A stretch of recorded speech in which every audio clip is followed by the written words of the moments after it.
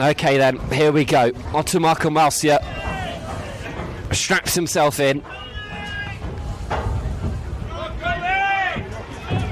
Here we go. Cambridge. Always the bridesmaid, never the bride. Could this be their game to right some wrongs? They kick us off here. Caldy will catch. And already Cambridge pinning Caldy in the right sort of places. Inside the 22, Wynne looks back to Wilkinson, and I'm sure this will be a consistent sight throughout today. Wilkinson putting boot to ball into the grateful arms of Curry, and Marcia just decides to point in the right direction for Curry to return the favour. So Wilkinson gets the second bite of the cherry, and at the moment it's just a game between these two. Curry this time decides to run straight into Wilkinson. So Dawson will go digging for it. It's Reese Fulford. Green plays 10.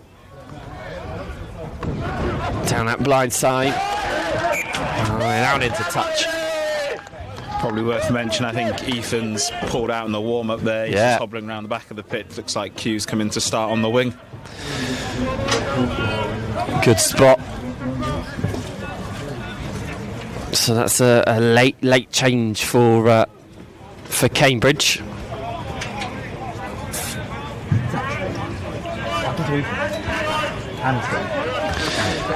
Just hearing Ethan Thorne has tweaked his hamstring in the warm-up,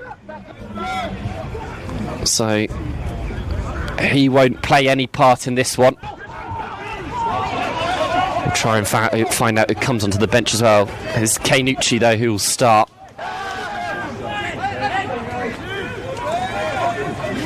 Eli, have you got your boots? I'm not sure I'll be in enough state to get this done. Kainucci though, one of his first tasks of the day, not that he was expecting to be playing rugby this early on, is to collect the ball, and he does just that. Marcia, at the moment it's a battle for those with the boot.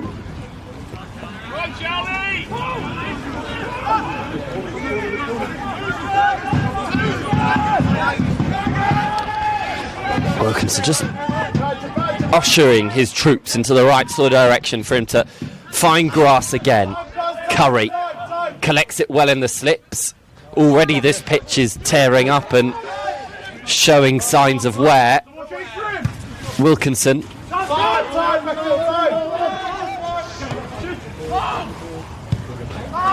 Stay in the ball, stay in the ball! Oh, Green's found a good amount of grass there, but Wilkinson catches it and just flicks it back to Tusi Kainucci. He's going to try and run it through.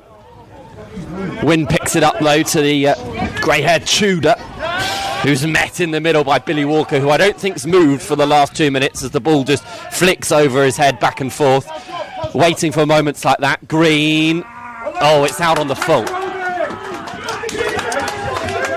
Well, a lovely bit of kick tennis, but ultimately it's a matter of fine margins, and all of a sudden that's exactly how Caldy want to kind of get into this game, isn't it, Eli? Yeah, it's an interesting one. I'm actually surprised that Toucher just don't pick up on this more, because the forwards did not move an inch in the middle there, and considering they're meant to be a bit more hot on the retreating rule, I'm surprised they're not being pinned for it a bit more. A rule introduced not too long ago either, but seemingly not a big issue. Out the back it goes. Tudor. Caldy tried to spread it wide. It's eliminated by Levi Rowetti, who gets the penalty. Huge turnover for him.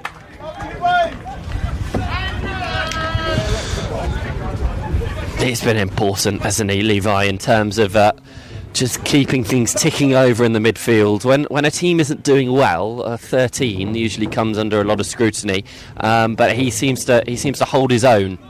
Yeah, he's a man that could do it all, really. His attack stats speaks for itself in terms of defenders beaten, meters made. His defence is real solid, and he is just a constant top performer for us. It's surprising that this is the highest level he's played so far, because he's been outstanding this season. Nearly 200 post-contact meters made by Levi Rowetti in this Champ Rugby season so far. He always makes that extra couple in the contact. It's Nathan Rushton who takes it in.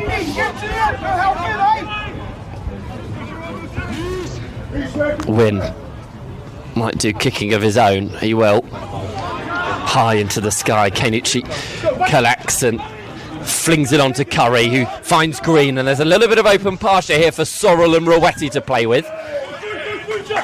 Tudor brings him down well. Green seals that ball off nicely. Rory Dawson just gets into position.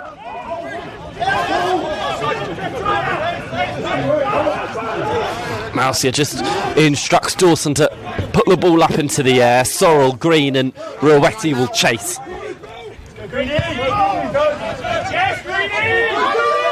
Green's going to compete with this, and it's going to come down for Sorrell, who catches it nicely, and all of a sudden Cambridge have found themselves in the Caldy 22. At the back it goes. Mousia flings one wide, really wide to Curry, who comes back on the inside, and surely is challenged high. No arm outstretched by the referee. Levi, eyes up, Levi. Don't think he could have tackled him any higher then. Timpson, what an impact he makes on occasion for Cambridge. Mousia, the ball just comes spewing out. It's messy and it'll be Caldy ball. Oh, but signs of promise in the early stages for the Blood and Sand. Yeah, and this is going to be the 80 minutes. If we can win, it's all about who's winning that kick battle. Joe Green done an excellent job there, just getting up in the air and putting pressure on the catcher, and that's where you're going to get the ins in this game. And as a back three player, Eli, you're able to give us significant insight on this, but it's not necessarily just about the initial person that makes that impact. It's about that crumb, isn't it? Those players in and around, and Jasper Sorrell did just that to be able to collect the ball. Yeah, and it's one thing that Noobs has put a lot of pressure on the squad. He's really happy with kicking to compete and those wingers going after the ball, but like I said, it's pointless if we don't have people then backing it up to get those loose balls. Such a common trend that's trickled down from international rugby. Steve Borthwick's England will no doubt apply that sort of tactics later on at the Allianz Stadium. When once again puts boot to ball, goes really long but stays in field, and Joe Green will reply and respond and tumbles his way just onto the halfway line. Rolled 3 times, Fulford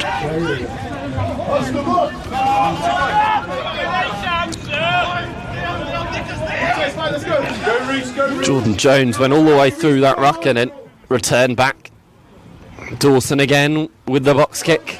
Deja vu almost, as Joe Green will challenge this one, but this time Charlie Hyde is uncontested in the air.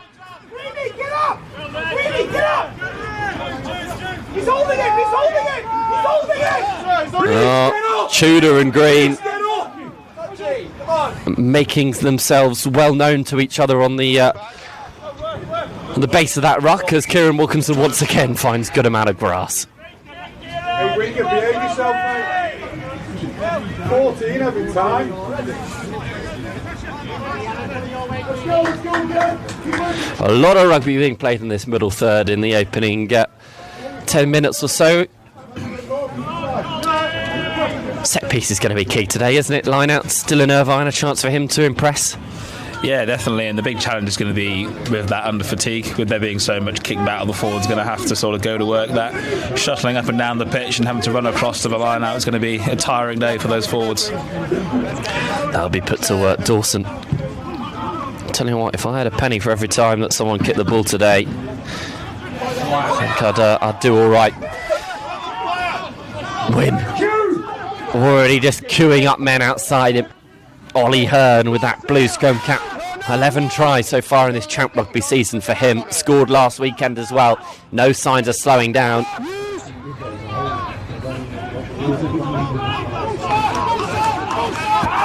Ball was out.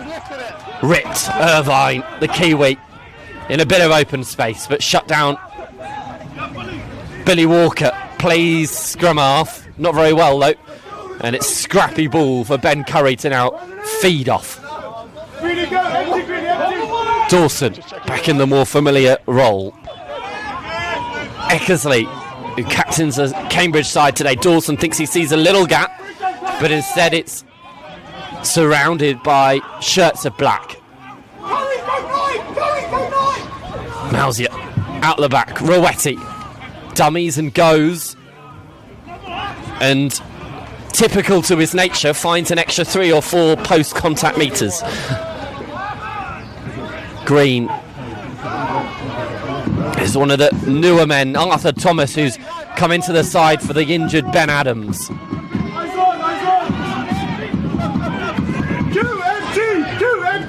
Drums are going. Green thought he found half a gap.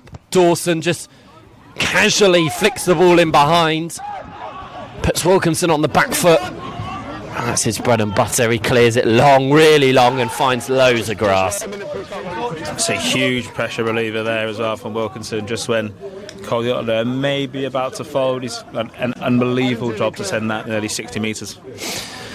He's been a real impact maker, hasn't he, for Caldy this season? Signed permanently from Sale, former lots of Prem experience with Sale and with the Tigers as well. How important is it to have a consistent fly half week in, week out in Champ Rugby? Yeah, I think he's just proved that for Caldy this season. Speaking to so many players around the Champ, the big thing they all review on is now the fact that they've now had Wilkinson in, and he's really done a good job of just steering that ship. They've got a simple game plan, they stick to it, and when you've got someone at 10 that can control it like he does, it's really beneficial. Curry finds space. Wilkinson, who we just spoke about, will do what he does best and flick the ball up. JJ Dickinson on it like a man possessed. Green. Hyde. Wilkinson again. Dawson just flicks it onto his left foot instead of his right. Doesn't find as much space therefore, and Ollie Wynn flings the ball out to Robinson. First bit of time for him to get out of second gear.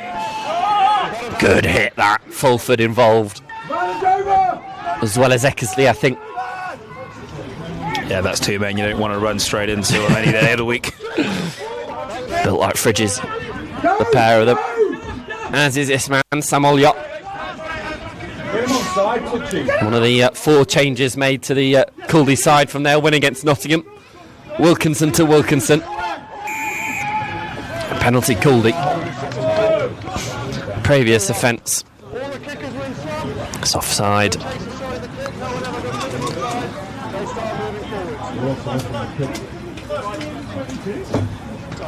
Wilkinson's going to look towards touch. Nice, guys. I think that's the penalty we spoke about earlier. He's picked up on a few forwards, just having a little break there in the middle. Can you blame them? I mean, it looks like just a little huddle going on between them there when the backs are just probably having a nice chat, aren't they? Just waiting for the next scrubber line-out to come. It's coming now, but there's a little worrying sign for Cambridge as they're currently without their hooker, Dylan Irvine. He's just receiving a bit of treatment on the floor. And he's going to trundle back into position. They won't want to lose him. They're already without Jack Dory-Palmer, who's been called back by Harlequins for their Prem Rugby Cup stuff. Wilkinson, first chance for Caldy to make a real impact in the Cambridge 22, but Kainucci over the ball, clamps down on it and stifles that chance for Caldy, doesn't give them a second. No, Irvine's in a bit of trouble here.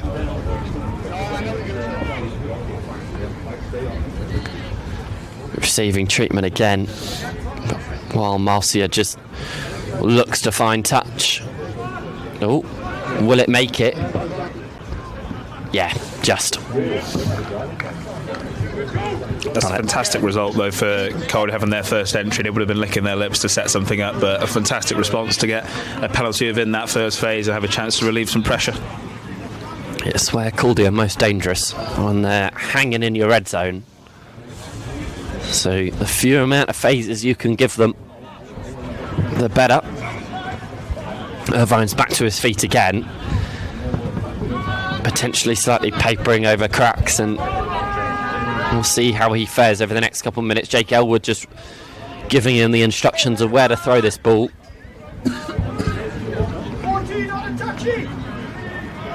Up goes Jake McKay.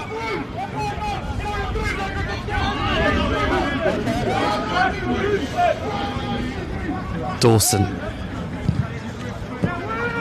gets it high. Canucci, a little bit of contact in the air, not enough for the referee to deem it unfair. Hyde just tucks his head into the contact.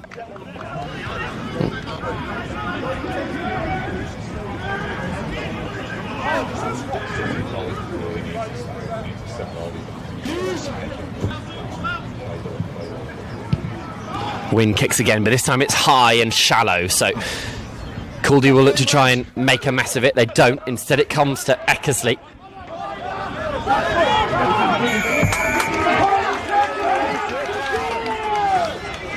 Harsh call there.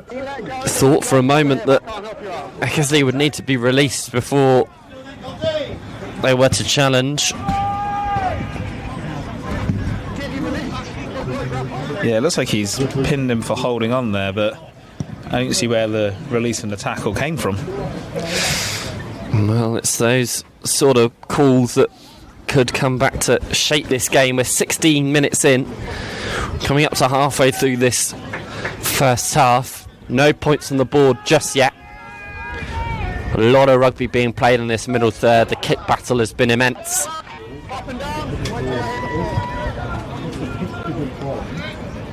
But Ollie Hearn feeds it to Olliott.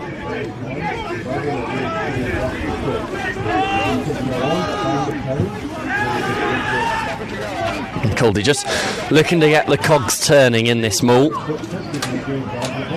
Wynn decides enough's enough, so he's going to use Michael Barlow, who in turn finds Jordan Jones, and back into Dickinson. Mr. Caldy.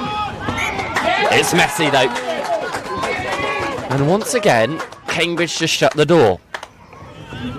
Yeah, and that's exactly what you need to do against this Caldy side.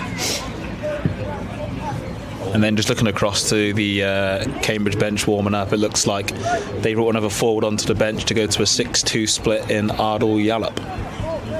Yeah, Yallop's in.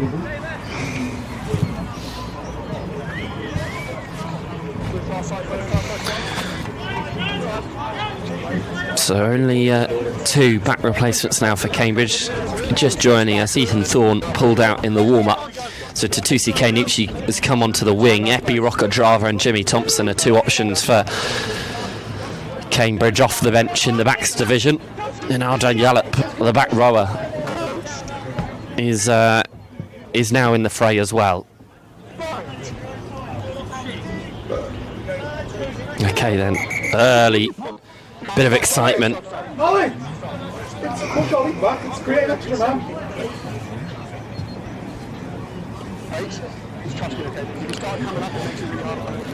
Some interesting battles up front. Weatherby against Walker, Rushton against Elwood in this scrum.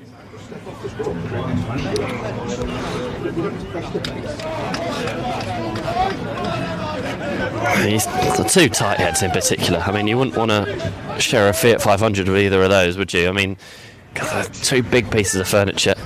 Yeah, two wide-set humans that are definitely familiar with each other at this point in the season, and no doubt a few kind words being said back and forth at each scrum. It's messy again. The referee's not happy with it. We don't have any ads to show you during these scrums, unfortunately. Such is the fashion at the moment. You just get the joys of both sides standing up, blaming the other team. It does become a bit of a blame game. And Michael Barlow's taken a seat. Come on, Cambridge, let's go, boys! He's one of the men that played in the first meeting of these two teams back in 2017. 9 years ago in Nat 1. Barlow played then, he plays now for Caldy.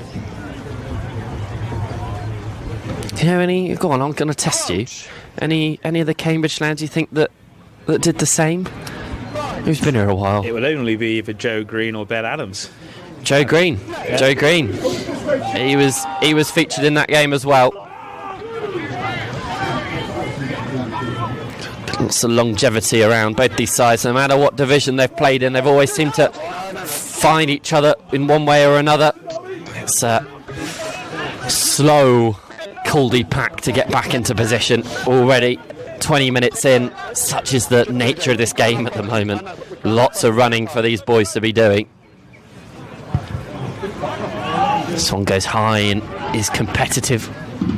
Oh, but Hyde has collected it with dazzling skill.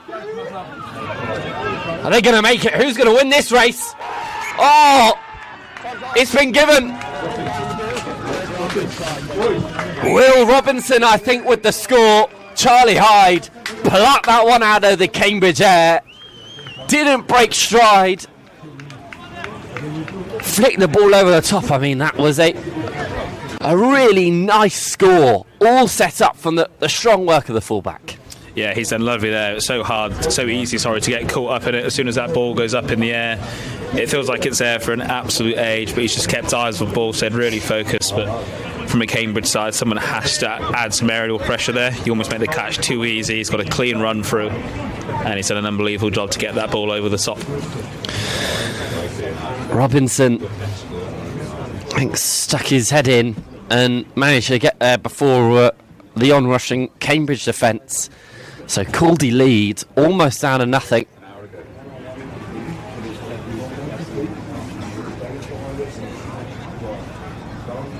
Wilkinson strikes it well.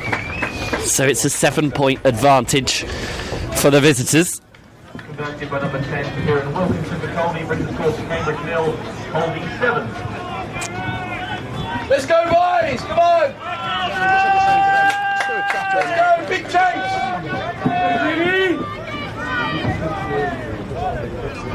Go on, Cambridge! Wait. Mousey up. Gets us back underway. Again goes long. Wynn will reply instantly. In his own 22 has the luxury of finding the full.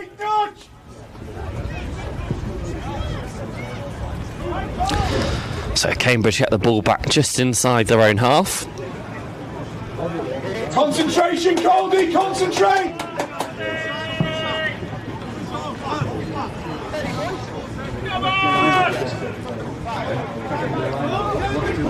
Little to evaluate, unfortunately, in this first quarter. There's been a lot of stop-start and then mostly kicks. But here we go. Hopefully Cambridge can... No, not straight. Thought for a second that potentially they'd be able to string a few phases together. That's not the case. There we are. Barely completely. It's not first just something, is it? No, JDPs with impossible.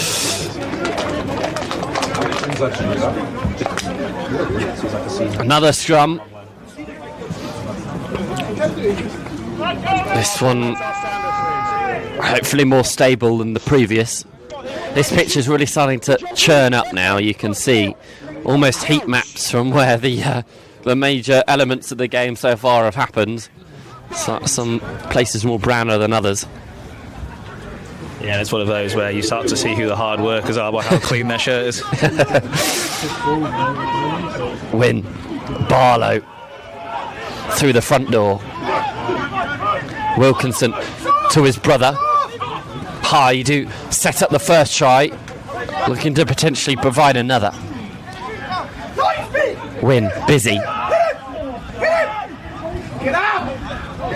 Monty Weatherby, his 51st appearance for Caldy, knocked up the half century against Nottingham last weekend. Rushton, no secret where he was going. Wilkinson, seen enough.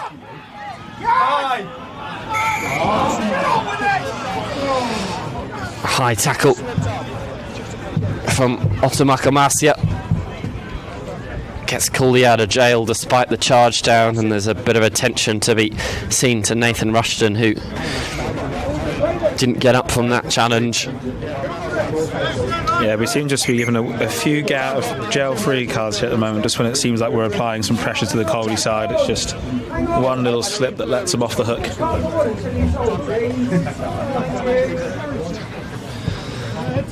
Discipline a huge part of the game now. You did say time off, yeah? You did say time off, drink.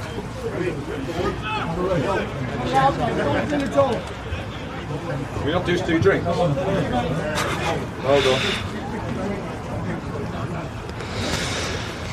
The water's provided. Both teams will regroup, regather.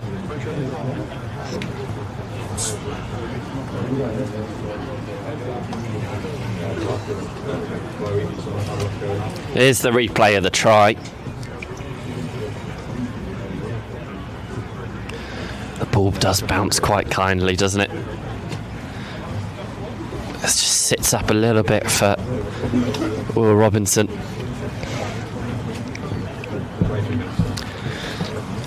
We're not too far away from kick-off in a couple other Champ Rugby fixtures. Chinner hosting Heartbreak. That game will kick off in a matter of moments. All these games on Clubber TV, as is every Champ Rugby fixture between now and the end of the season, and into next as well. Worcester host Donny. That'll be an interesting one. Both sides finding themselves in funny predicaments over the last couple of weeks. That game, again, kicks off in a matter of moments. Ealing against Coventry. That game kicks off for 3. Coventry will look to scalp a really strong Trailfinders side who have almost found 6th, 7th gear over the last couple of weeks since their narrow win. Rushton, I think, is going to depart for a HIA. So Matthew Rabbit is going to come on. Higginson. Oh, Higginson, who's wearing 18. I do like Caldy. They always keep me guessing. On my toes. Higginson in. Both Higginson and Rushton can play on both sides of the scrum, so he's going to be deployed this time round. I'm sure he'll enjoy the little 15-minute break he gets now. There. We're probably leading into the half as well, so he might be all right.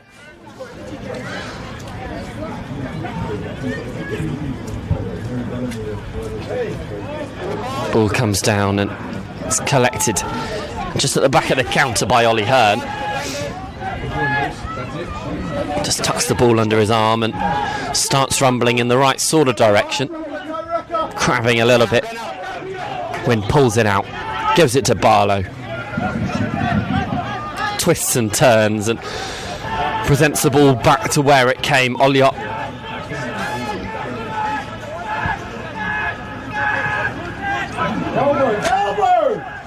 Monty Weatherby leading into the contact. Wilkinson. Could it go out of that? No. Ridgway. How about a high shot? Every shot's a high shot. Wilkinson flashes it across the face to Hyde, who heads into the midfield. Duo of Sorrell and Roetti. General! No general! No general! Tudor comes off his wing, looking for trouble. Wilkinson decides he's seen enough. The ball hasn't been in the air in a while, so Kainichi looks to gather, but he does at the second time of asking. Just misjudged that one initially, but the bounce was kind to him. Oh, Eckersley, or Timpson I think it was in the end, who looked to try and get the ball away, but penalty comes to Caldy. Wynn just like a Springer Spaniel after a tennis ball, racing for it.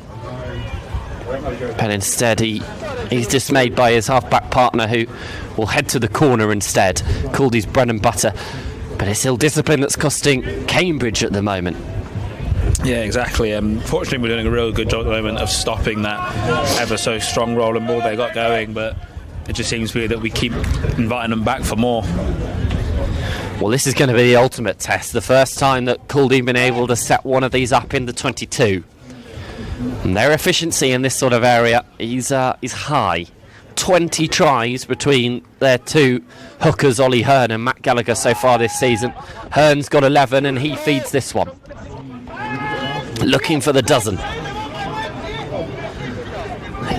Just looking to get up through the gears now. Barlow joins.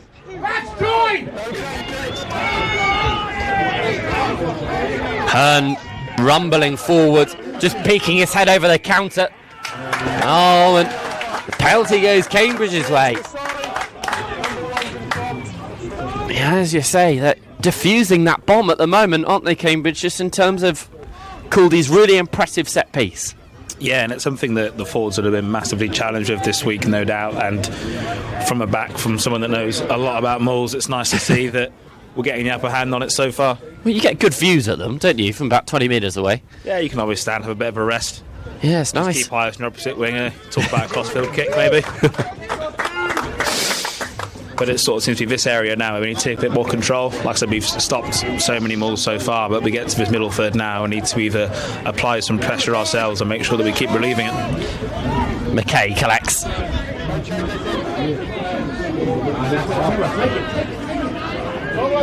But this one's still going. Cambridge, it's splintering and splattering a little bit. Where's the ball? It's somewhere in there. It's really messy. And they'll come back Caldy's way. I just thought for a second there, I think Cambridge slightly bit off more than they could chew, and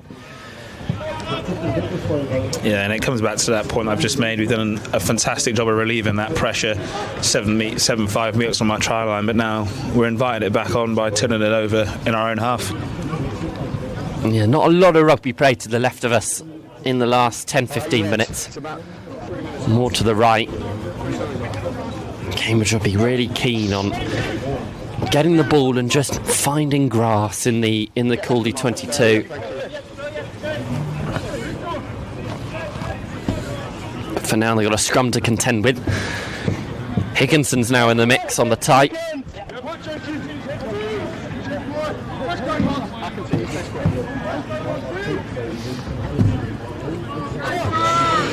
It's win to feed.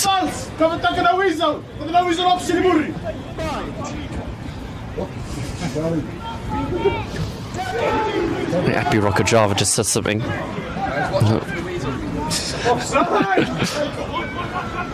Wilkinson. He gets the ball and slides through. Wilkinson still going. Will he go all the way? He will. Untouched. Kieran Wilkinson with his magic wand just waving it around the Cambridge defenders as he slaloms through.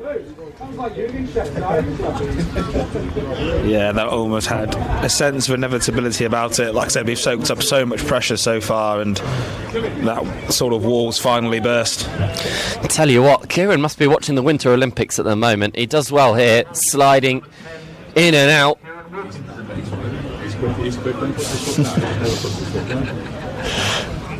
Got a surprising turn of pace. And he's going to reap the rewards and has the luxury of putting the ball down underneath the posts, as most goal kickers do when they have the chance.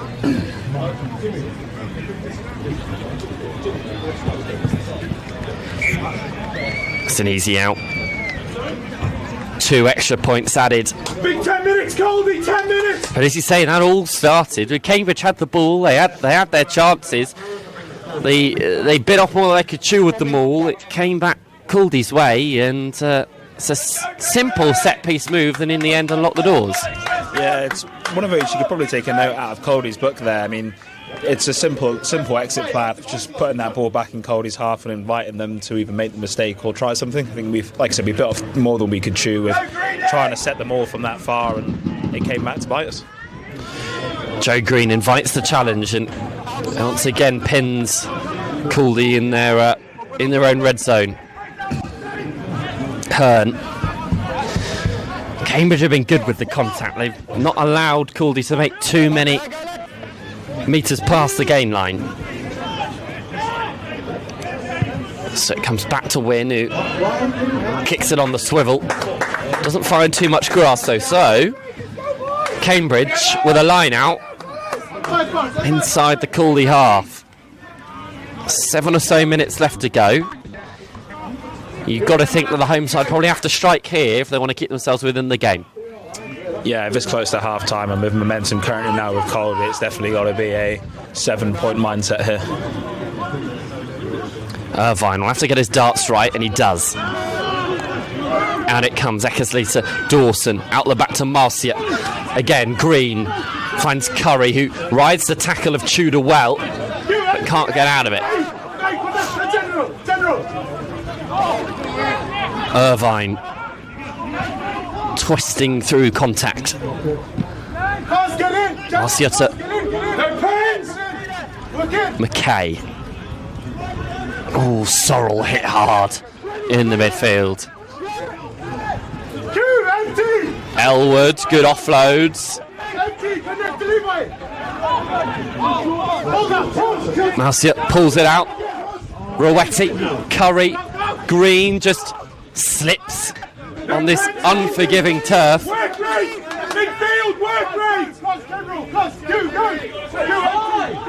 Walker. Short side is the option. Dawson just dabs it in behind. Oh, and it's been fumbled. How will this fall? Canucci. Oh, he's ramsacked into touch.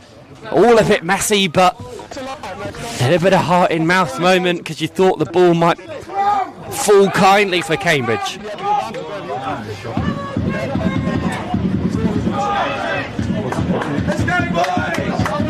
Line out to the blood and sand, I think, is the final decision. I can't take the scrum.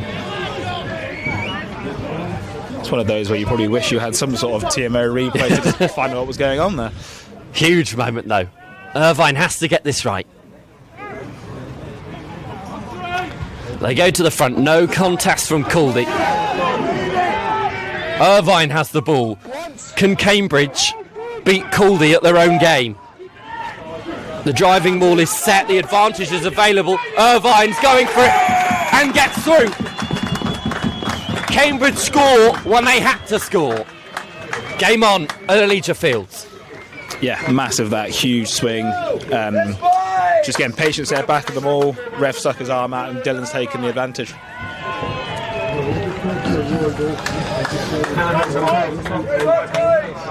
Irvine with the score, well deserved. He picked his option well. Marcia with the chance to decrease the deficit to 7.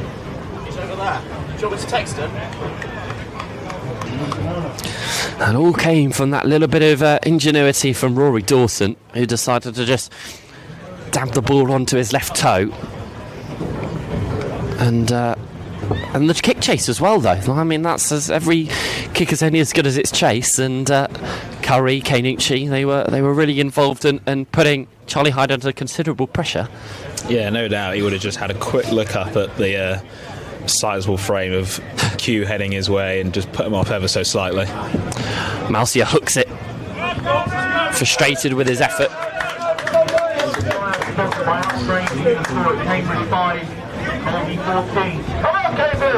So it's a 9-point game. 4 or so minutes left of the half. Wilkinson with the restart.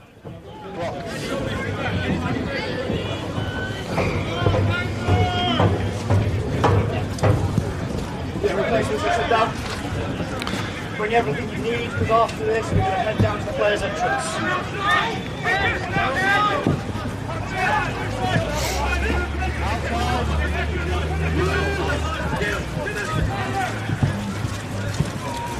Dawson back in field with that kick.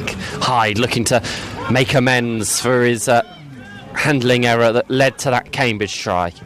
Yeah, you can already see Wilkinson just sitting in the pocket, marching the forward. You can only guess where this ball's going to go. He's just conducting the orchestra at the moment, waiting for his time to strike. He passes this time to Higginson, who's still on the pitch. We're awaiting the return of Rushton, potentially off a HIA. That'll be having its conclusion roundabout now. Ooh, big shot in the middle of the park. Been some really heavy hits so far in this one. Wilkinson out the back it goes. Barlow just invites Hyde onto the ball, who cleverly makes his way infield. This pitch is not one to be finding the width with. We're going to stop as there's an injury to Caldy in the middle of the park. Sure, a few of the Caldy players be thankful the ref's blown his whistle there for a second. It could have been a bit of trouble when that ball hit the floor.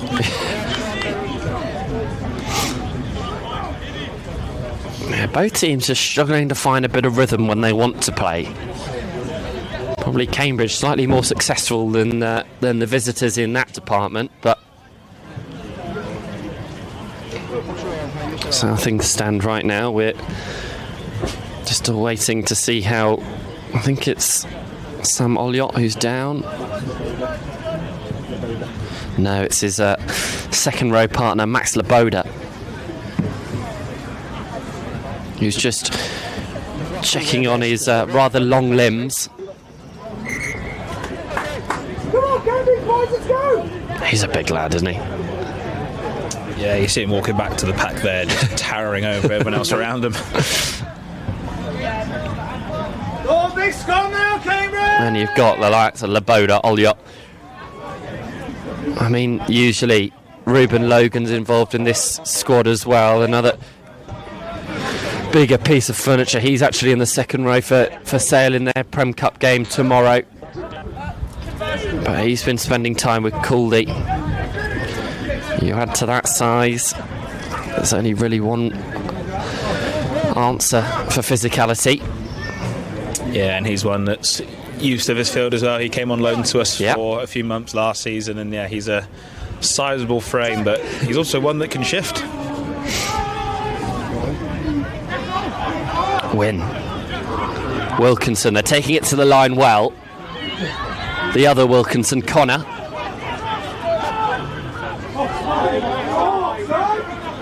JJ Dickinson.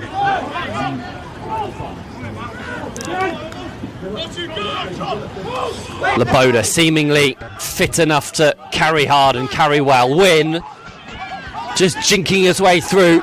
Wilkinson looks for the offload, decides to carry instead and does well of it. Now they go wide. Dickinson again. Hyde's found a bit of space. If Caldy can finish it here, this could be a lovely score. Oh, this one's messy. Wilkinson has come out to him, out the back it goes. Barlow thinks about the kick. Instead just, it's a beautiful offload. It's the front row reunion that need to sort this out. Advantage. Ball popped out, this is going at Trey and that. Tudor now. Huge shot from Kenichi again. Wilkinson, this is so messy. We're going to stop. You can't go to the pocket there. That could not have been more in the tackle. It's a yellow card.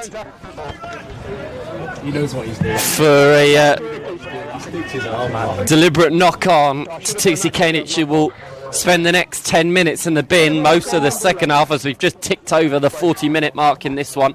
Lots of stoppages, though. So we may see a little bit extra added on. Clock obviously not in time with the referee's watch to the exact second. Eli, you've got a smile on your face that seems that you're not too happy with that decision. I mean, if you're given the yellow card for it being a sort of professional foul, you're stopping the game instantly and giving the yellow. You don't let the advantage pay out. Caldy have the ball inside the 5. Wilkinson putting it in the right place. Hearn. Tell you what, if Cambridge can snuff this one out, there'll be an almighty snub. Oh, they have. Just what the doctor ordered for the blood and sand. Rory Dawson will waste absolutely no time and get the ball out, head into the sheds. Caldy, usually firing on all cylinders when it comes to set piece, have yet to really find the mark in that department. Scores from Hyde, and well, it's Hyde that set it up for Robinson. It's Robinson and Wilkinson, the 10 and 11 that have bagged the points for Caldy so far. Cambridge, their try came through Dylan Irvine. It was a rolling ball actually from the home side as opposed to the visitors that kept them in this game. This is the little flick over the top from Hyde. One of the scores of the round, I'm sure, when it comes to it. Likewise, Wilkinson, who was next to find himself on the score sheet. This one here, slaloming his way through the Cambridge defence. Unfortunate of Sorrell just to lose his footing. That meant that he went to untouched. But then Cambridge made this game quite interesting with a score of their own. To much uproar here at Allegia Fields. Irvine burying his way across the whitewash. So it's a 9-point difference at half time.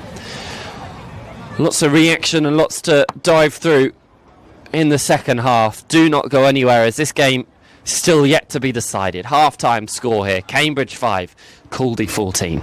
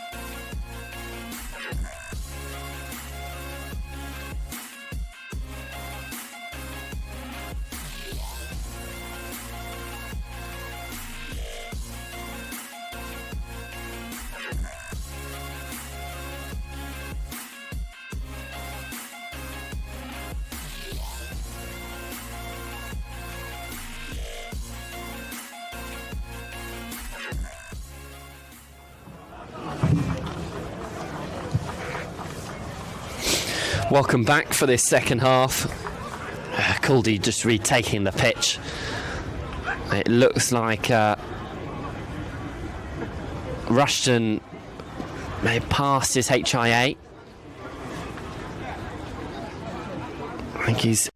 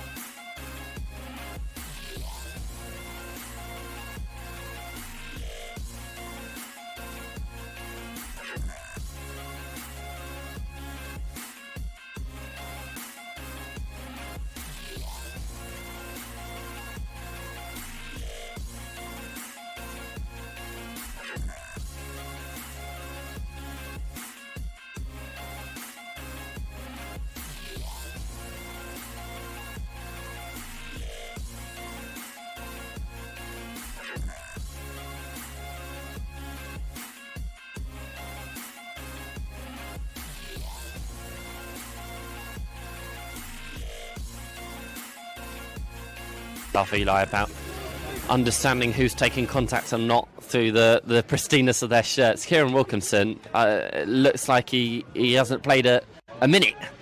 Yeah, the 10 number on his back is looking pristine-wise at the moment, but that's a 10 that's playing the game well. He's avoiding contact. He's sitting back and relaxing, and Elwood's just frustrated by that. Tudor came absolutely flying in. Officials are just going to have a conversation about it. An impactful start, but Caldy too over eager. It's a penalty only. A reminder, Cambridge are a man down for this first 9 or so minutes. Tusi Kainucci just got a yellow towards the back end of the first half. Mausia Sorrell just tucks his head into proceedings and drives forward really well. Makes a number of extra metres. Oh, Mausia just knocks it but backwards according to the referee. Rowetti looks to free his hand for Joe Green, but takes it into contact. Eckersley.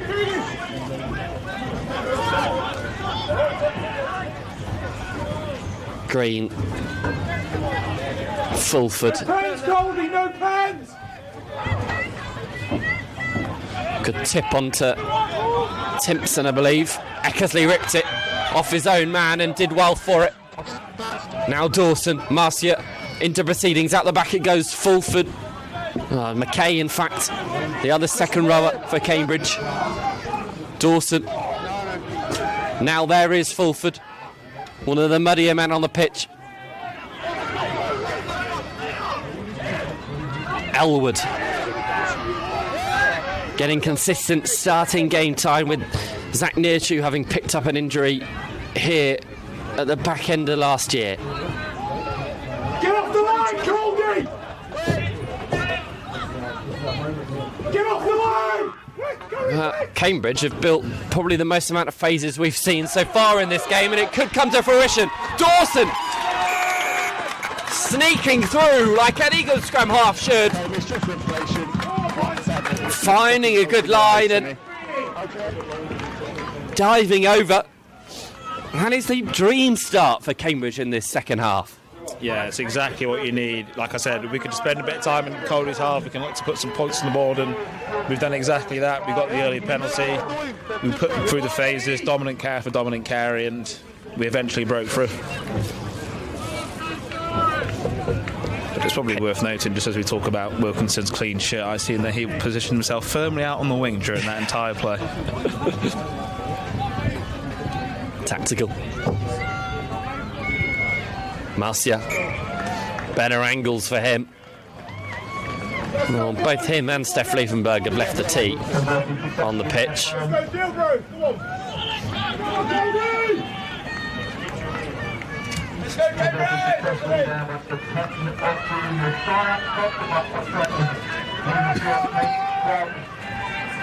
Wilkinson then to get the game back underway. It feels like it was only a matter of moments since he did that previously. Such was the quick nature as to which Cambridge got themselves back into the fold, but that's a really silly penalty to give away from the blood and sand. Offside, I think picked up the ball from a person that was behind them during the knock-on.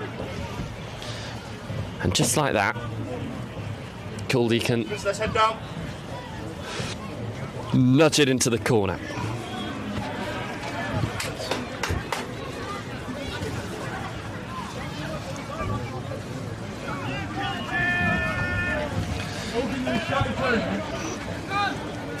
The Caldy line out faltering in the first half. Not like the Wirral base side. See if they can better it here. JJ Dickinson catches the ball at the tail of the line out. It's held initially, but now reinforcements come. Barlow's involved, as is Tudor. But it's brought down just before the line or near it enough. The referee's going to go digging and looking and have a chat with his mate. Held up. Tell you what, that maul defence from Cambridge has been superb. Yeah, those forwards are giving absolutely everything they've got to make sure that they don't get their heads up with that rolling ball, because it's a weapon of theirs that once it gets going, they keep coming back to it. And I think the more that we can halter it and almost make them feel like it's not working, then they'll start to look to other options. Marcia flicks it back to Wilkinson, who finds Hyde, who looks to just step back on the inside, but is beaten by the turf. Oh, Wilkinson rides that carry well. Wilkinson again, though, showing a clean pair of heels, but getting his shirt slightly more muddy than he would have hoped for. Hyde comes in at first receive and flicks the ball onto Ridgway.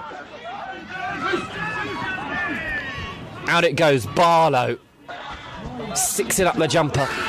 Good hard carries. Cambridge look to get over the ball, but they slow it down momentarily. Olya. Wilkinson. Jones. Tudor. Off his right wing. Jones again. The arm's now out. Wilkinson on Billy Walker. I think he must have heard what we were saying about his clean shirt. Taking it personally. Running down dark alleys into men like Billy Walker. And another penalty and another chance for Caldy. And I mean, law of averages, one time they're going to get this right. And you can't give them too many chances. Yeah, like I said, we've done a good job of stopping it so far, but it's a huge weapon for them. We can't just keep giving them opportunities to try and fix it. I think Ollie Hearn's just putting back in a contact lens. Hence the brief stoppage.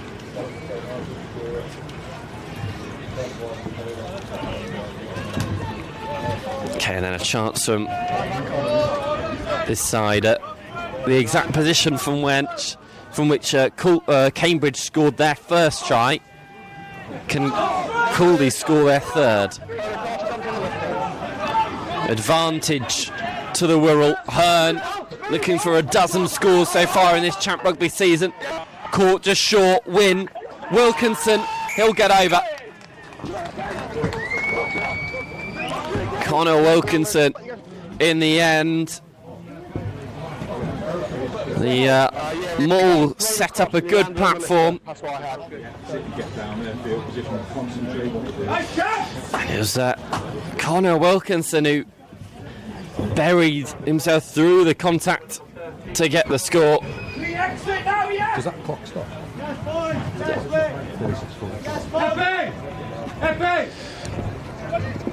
You know, your evaluation on that frustrating for Cambridge. Can't be allowing Caldy to get so many get out of jail free cards. Yeah, it's the first time we've actually decided to put someone up and apply some pressure in the air, and I think potentially harsh not to get the not straight call, but it's one of those where if you're going to apply pressure in the air, then something has to come from it, because that allowed them just to get that edge on them all. Epi Rockadrava's waiting to head into the mix here. He will join. Jasper Sorrell, I think, might make way. Yeah, he will. So Rockadrava into the fray, inside centre, you'd assume. Maybe to inject a little bit of pace and fight into the proceedings for Cambridge's attack, as they now find themselves once again 9 points down. Green, got a hand to it, but that wasn't enough. Wilkinson shapes the kick, clears really well. And they're going to come back for the scrum. I think it's... Honestly, couldn't tell you why that scrum's been given. Why no advantage had been played. Yeah, a lot of confusion from the Caldy side as well. I think both teams were happy with the line out on halfway there. Tatusi Kainucci back into the fold. Cambridge up to full complement. I think it might have been because Caldy had brought the ball back into the 22 and then cleared. So it would have been taken back in. That's my best bet. Is it anyone that carries it in? Is it anyone?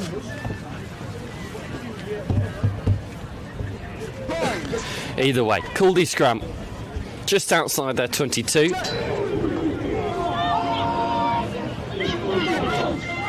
Win to Wilkinson. To Wilkinson again. Two missed passes back to back, sets up Will Robinson to race away. Kainucci evading. A good carry from Robinson. He's having a good game so far. Wilkinson thinks about the kick, decides to run it himself. Once again, meeting with Billy Walker. Two very different men that have a very different approach to the game of rugby. Dickinson past Hyde and Robinson was going to be off and away, but Curry was being treated. Hey, 15 can't stay on. 15 can't stay on. There's now lots of discussion as to maybe the welfare of Ben Curry. It's a choice words that may get picked up on our pitch side right, so apologies for that, but there's frustrations at Caldy, who in fairness were probably off and away with Will Robinson in the corner. Yeah, I can actually see what happened with the board down in front of us. I think the doctor stepped in there. Yeah, the game got stopped. Ben Curry's had to go off for a HIA, so the 6-2 split has already come to haunt Cambridge, as young Jimmy Thompson will have to go into the fray wearing 21. So he'll go to scrum half. His usual position. I think Rory Dawson will go to fullback, but even he's limping around. So, oh dear. Yeah, the Cambridge backline is being stretched to its full extent here at the moment. But this, a really good position for Caldy to attack from. Actually, when they've been able to fling the ball out wide, they've had some real profitable moments from it. Win right on this far touchline. Wilkinson's got a lot of grass to work with on the open side, but The scrum has to work first. Time! Yes! Billy Walker not happy with the free kick call. Dickinson. Wynn thinks about going to the short side. I think otherwise again. Oh, strong collisions in the middle. McKay and Fulford, I think. Wilkinson squared. Walker and Jimmy Thompson getting himself involved. Less kicking so far from Caldy in the second half. They're happy to keep the ball in hand. I think just as I've said that, they might go boot to ball. No, Wilkinson found out that Barlow gets it away. Hyde chinking through.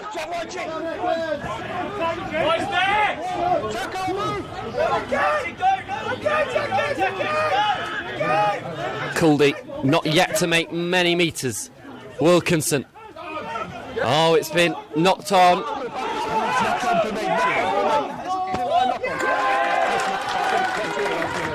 Caldy fluff their lines, and Cambridge are happy with that. Caldy less so. Yeah, both benches getting very vocal now.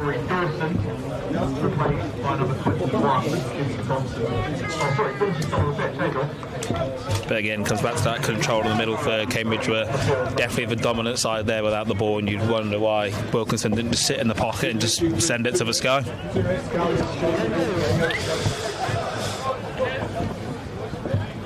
This pitch is really starting to tear up now. You can see people like Charlie Hyde are not having a fun afternoon with these sort of conditions. There's a few times he's looked to step, duck and dive his way through.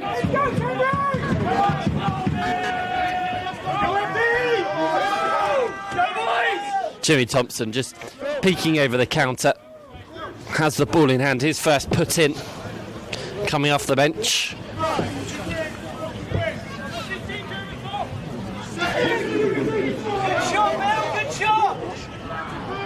Scrum holds steady. Thompson fires it out the back to Marcia, flings a teasing ball over to Dawson, who can't pick it up, and Wilkinson. This one's actually come out the back to Hyde, who kicks it in behind, but it's out on the full. Errors upon errors from both teams. Yeah, a lot of rugby being played between the two tens at the moment, but it just seems that the accuracy is letting down both sides to apply any pressure. Still only a 9-point gap in this one.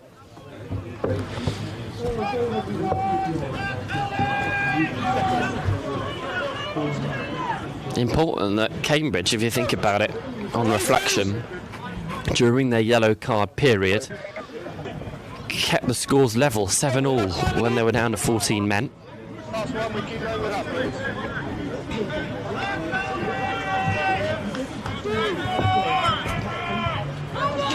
Caldy really spread themselves wide here. Wilkinson just strutting behind the scrum. Just gonna wait for this ball to come out.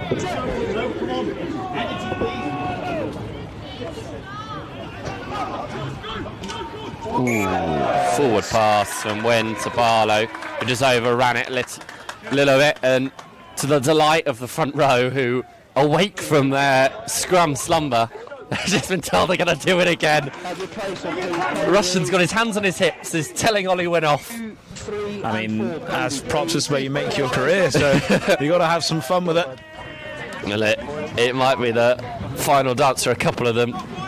We've got the number 5 coming on.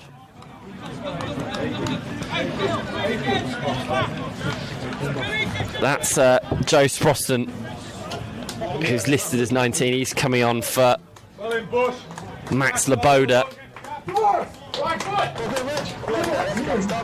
Rushton's off, as is Ollie Hearn. So Gallagher's in. I think maybe is it Higginson that's come back to join us? Who knows with the change in numbers.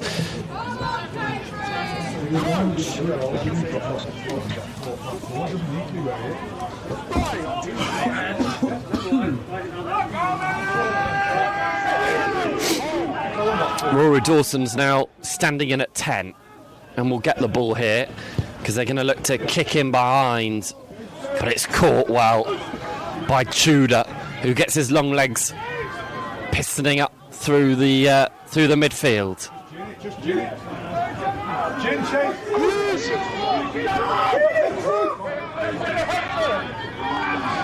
Dickinson carries Caldy past halfway. Ball comes spewing out. Tudor puts it on the toe. But Cambridge get it. Tell you what, if there's a heat map for this second half, well, there's not much that's gone on in either 22, Eli. Yeah, you can't quite figure out what either team's trying to do at the moment. It's almost they get to that halfway and they're unsure whether they try and play the rugby or just clear their lines, but it's one of those got to get a bit of a foothold to control that middle third to allow those entries to the 22. Thompson kicks it long.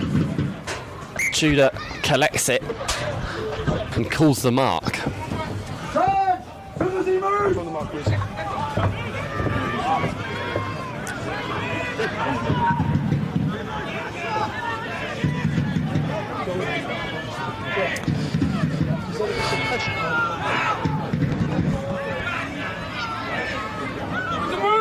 Thompson almost collects it exactly where he kicked from. That one's gone high and it's flicked on, it's knocked on, so we're going to have a scrum.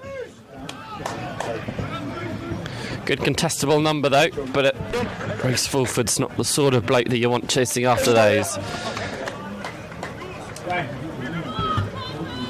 Joe Green just guiding Rory Dawson with. Do you know if Rory Dawson has a lot of experience at fullback, or is this a fairly novelty experience for him? As a fullback, probably not, but also as a 9, he spent a lot of time in the backfield anyway, as being that kicker that stays. So I'm sure he'll have the knowledge of just understanding how to work with those people on the edge and where to position himself. But with Ben Curry just jogging back around the dead ball area now, I'm assuming that means he's passed his HIA and good to go. Yeah, he looks fit to go. Little change for Caldy. Dan Owen is on. 14 turnovers so far this season for Dan Owen. He's an absolute weapon over the ball. I think we just found out Ben Curry will be coming back into the game, but he's got 4 minutes that he has to wait for. The brothers combining, both try scorers win, puts it on the boot. Joe Green just sweeps up and cleans things nicely, but Caldy are over it. Ollie Wynn of all people, the man over the ball.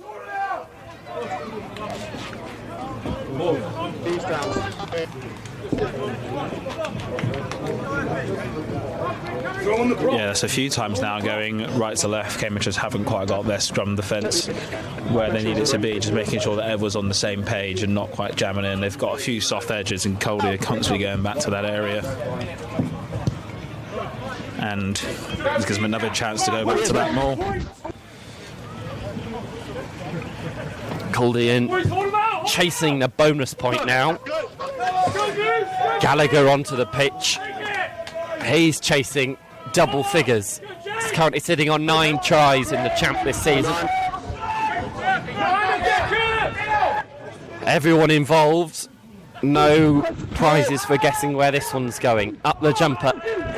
The wedge is formed by Caldy. Barlow interested.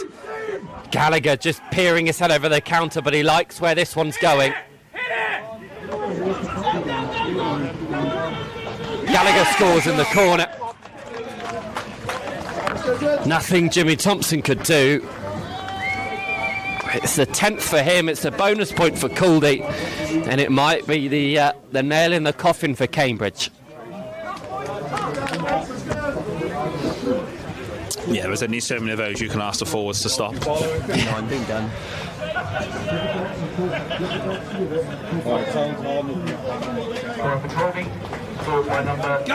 Caldy, next job, field position. Yeah. That's an impressive nudge forward there. Good wedge formed, and Gallagher Let's put this to bed now. doing well. Concentration.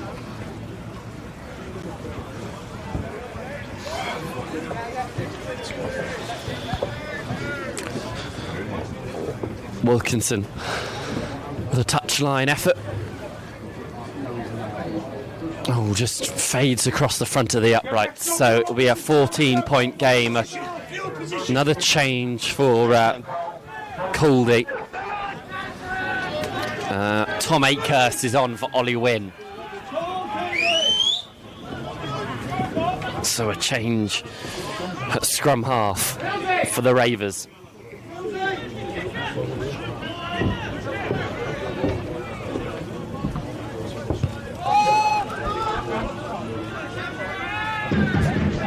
Oh, Green just slips on the turf on that kick chase. Joe Boston carries into contact.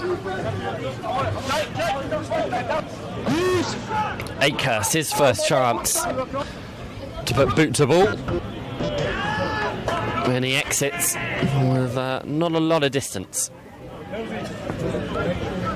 So here we go then. Cambridge with a chance to run some stuff in a good sort of way. Tusi Kainucci is coming off. Ben Curry's now on. I think he's coming onto the wing. Chris Mills also involved. Eckersley makes way.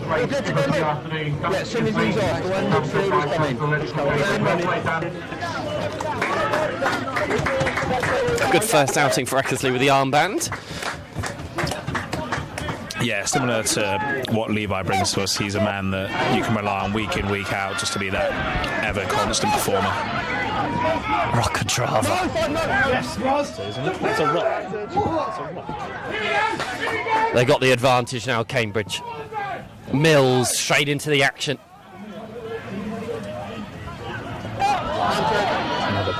Another penalty, potentially. Joe Green knocked in the contact.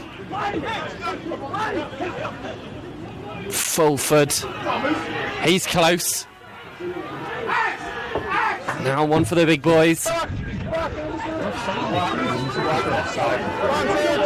Thompson goes digging. Malcia spreads it wide.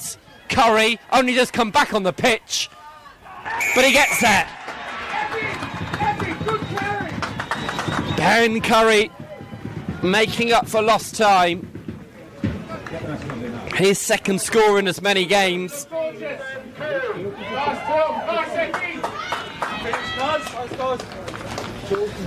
tell you what, that's a sort of try that looks easy on review, but it's a difficult one to score, Eli.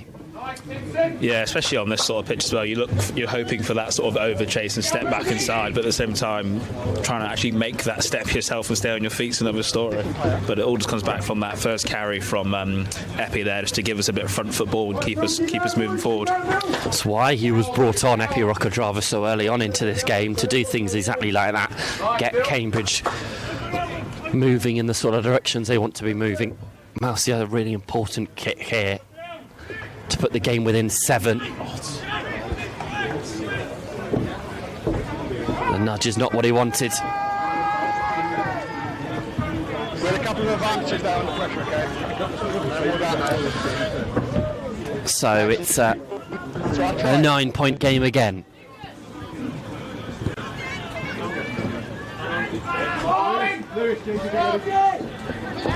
Caldy in absolutely no rush to get this game back underway. 15 minutes to go. Yeah, I would be surprised if the next 15 minutes you see Caldy have no interest in playing any rugby.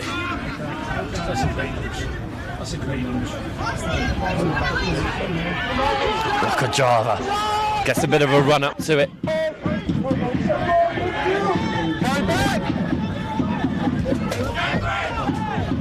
Clearance kick is long and puts Wilkinson in a position to return the favour. Hyde goes chasing after the ball again.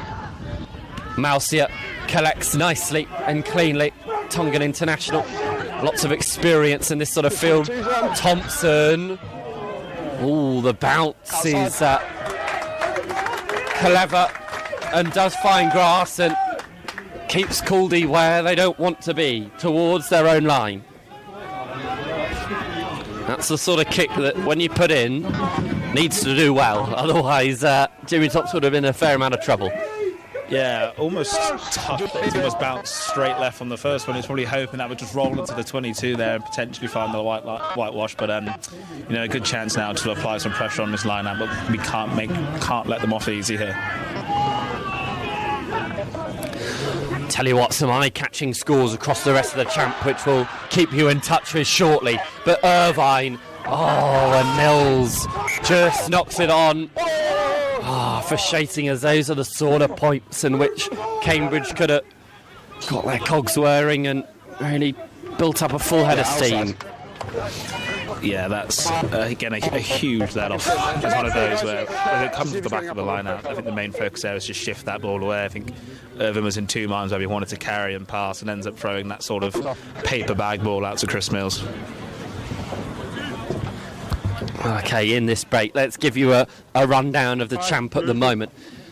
Obviously, this game, it's a 9-point gap. Cambridge 17, Caldy 26. Elsewhere, Chinner leading Hartbury 14 points to 12. So just a conversion in it at the moment. Tell you what, in the Six Nations there's some interesting stuff going on, with Italy leading Scotland as well. But to a more important competition, Worcester beating Donny 15 points to 10. That margin small, but the big headline, Ealing are currently staring down the barrel of their first defeat of the season. Coventry are beating them at Vallis Way 21 points to 7. We'll keep you informed on that one. That one kicked off at 3 o'clock on the dot, so more time in this one, more time in that one than this. Still yet to get to half time over at the Chelfinder Sports Centre, but it just shows that this league has its twists and turns still. Lots of rugby still to be played. Penalty goes Caldy's way, but they might not need it. Wilkinson just flicks it on, and they're going to come back. No advantage. A penalty at scrum time once again just gets Caldy out of a bit of jail.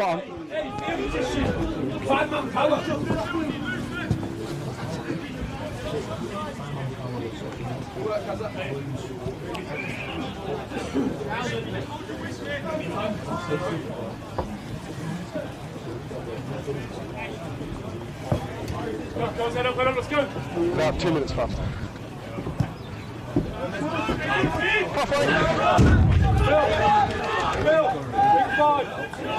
Come on, Bill! Come on, Jakey!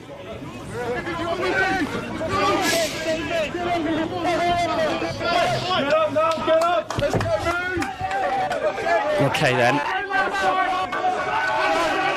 13 minutes left on the clock. Gallagher feeds this. Runs backwards!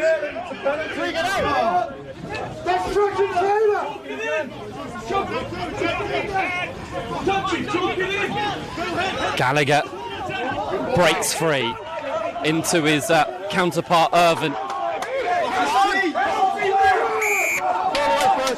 Penalty again to Caldy. Cambridge continue to shoot themselves in the foot. Tackles the wrong side, slowly down. Higginson just receiving a bit of treatment now as well. Eli, this sort of game's potentially more frustrating for Cambridge affiliates than if it were to be a wider margin, because the game is in your hands. Yeah, and one of those you're right on the cusp of it tipping either way. You know, one of those you can pull back and claim the victory, or just through ill discipline and little things like that, you invite the pressure back onto yourself. And I think from a scrum that's been pretty even all game, Harshton might have a penalty for one collapse, and then just like that, 2 back-to-back penalties, and you're having to defend that maul again. Couple changes in the back division for Caldy. All doubt they will be used in this next period of play. But Barker and Mitchell are both on for, I think, Tudor. Yeah, Tudor and Barlow. Paul Wolf-Maso's on as well, the youngster, for the slightly more experienced Billy Walker. Gallagher doesn't get his darts right. This one called not straight. Billy Walker trudges off the pitch. He hasn't done many a time. What can you tell us about Paul Wolf-Maso coming into the fold? He's a bit of an ace up his sleeve. He's not a man of many words. He keeps very quiet. I know he's got size 14 feet. There you go. So I'm sure he's a man that can get some good purchase into this ground. Yeah. His first scrum, chance to test himself against the experienced Monty Weatherby. On the loose still for Caldy. Yet to see Matthew Rabbit. Any change left on the Caldy bench. Mousia, first little flick to Green, who collects it nicely, and in turn he puts it in behind for Dawson. Slow your feet, Dawson. Slow your feet. Slow your feet. Put the pressure on him. Put the pressure. Hyde. Picked off by Dawson. Pressure's on. Penalty goes Cambridge's way. Huge moment in the game. 10 minutes to go. And it's ones that could be game changers. Rory Dawson has given everything he could to get there, and then just for knowledge, just to sit off, allow Calder to chuck the ball around and apply the pressure when it was needed. And now, in a blink of an eye, we've gone from one end of the pitch to the other, and this time it's Cambridge with the drive. Can they do one better than the visitors and get over in this sort of fashion? Irvine tempted at the thought of getting his second of the game. It needs to move a little bit quicker than it is right now. Irvine, 3 or 4 metres out. Thompson decides to use it instead. Back to the forwards it goes.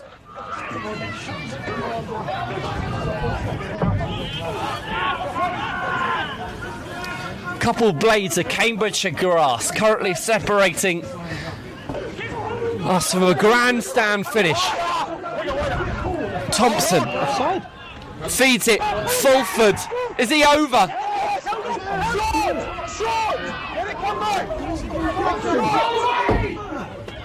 Thompson, this is really messy and scrappy in the middle. Where is this ball? It's there and available, and it's over.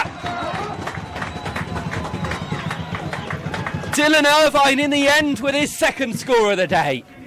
The Kiwi crashing over close to the posts. This one's going to be interesting. Yes, boys! Jimmy Thompson's been given the kicking duty now. Come on! Yeah, probably a wise choice. Doesn't look like Otto's had the best day with the boot. And when we spoke earlier about how important Kieran Wilkinson's been for Caldy, I mean, had we gotten 2 more kicks, we'd be in the lead. Thompson with his left boot, making it a 2-point game. And all of a sudden, Cambridge fans have found their voices. They've looked up from their pints and seen that all of a sudden, this game is really well and truly on. The final change, the final roll of the dice from Caldy. Matthew Rabbit is on. for Monty Weatherby. Rabbit was on co-coms for the game last time out against Nottingham. And now he's gone from up on the gantry to onto the pitch, and he'll have an important part to play in these next few minutes. Mousia. The kick is long and back to Hyde, and all of a sudden there's a bit of a pantomime feel to the crowd now as they engage in these final 5 or so minutes. It's a rare sight for them to be within touching distance of a win, so close to the final whistle. And it gets to this part of the game you absolutely love. Both coaches come down from their box. You've got benches screaming at the referee to make a decision, just waiting for someone to break. Knock-on advantage. Dawson. The kick is on. Curry puts his head down. Wilkinson collects. Cool head for him. Robinson. Rokojava's over it. Ruati getting involved as well. Tell you what, there are voices screaming this way and that. You're in a cacophony of noise. Sproston is inviting the contact before the half.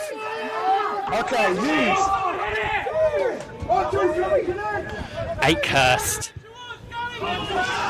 Shorter kick. Dawson does really well from that full-back position. Mousia. He puts the kick in behind. It's long and it's going to bounce really nicely. Otomaka Mousia.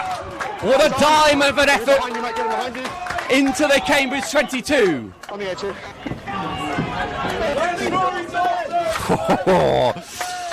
This one's tasty, really tasty. It'll be a Cambridge feed of the 50-22. 5 minutes on the clock. Could this be the day?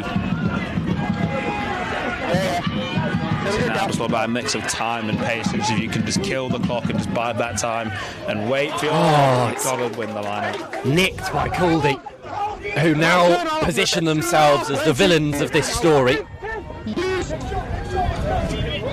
Again, that win's just starting to pick up a little bit now, just going to make this interesting. It has, and it's against Kieran Wilkinson, who still, despite that, thumps his ball relatively long. Joe Green toying with the idea of playing the ball quickly, but no interest in that. Irvine instead will throw it in a more traditional manner. Still men yet to be used by Cambridge. Jake Barry, Joe Plunkett, Charlie Friend, Ardal Yallap, a late introduction to the Matchday 23, all still available to Craig Newby and his coaching staff. Epi Rokojava, one of the earlier changes, certainly had an impact in proceedings in this second half. Mousia, out the back it goes. Ruati straightens. Caldy can't afford any penalties. Cambridge can't afford any knock-ons. Once again, the blood and sand masters of their own downfall. Yeah, you know you're in touching distance, like I alluded to previously. It's just about time and patience. You've just got to spend time now in this sort of 3-point territory, and that invites pressure onto Caldy there. Rory Dawson just heads in from the backfield and gives a little tap to both the props. Come on, you've got to sort us out here.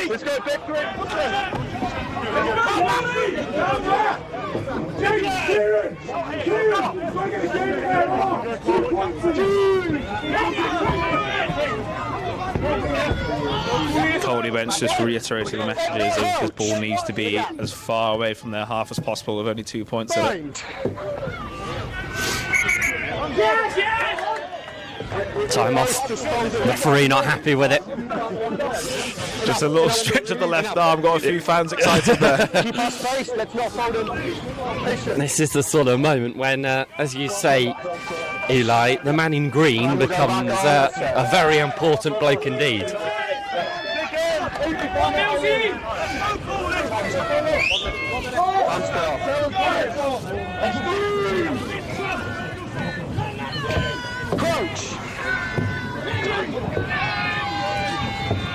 Wilkinson just chucking the mud from underneath his studs, making sure he gets the best amount of purchase on his favoured kicking boot. Oh, penalty goes Caldy's way at scrum time. Paul Wolf-Maso found flat on his stomach. It's the experience of Higginson that prevails. And Wilkinson will thump this one into touch.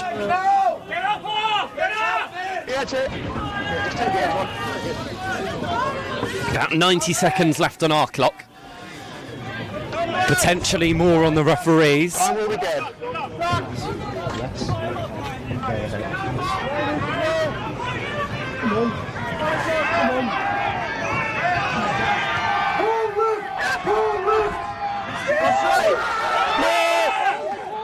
Caldy. It's out. It's done. That was it. Our clock short. Caldy. The Ravers spoiling the party. Cambridge thought for a second it's the hope that kills them.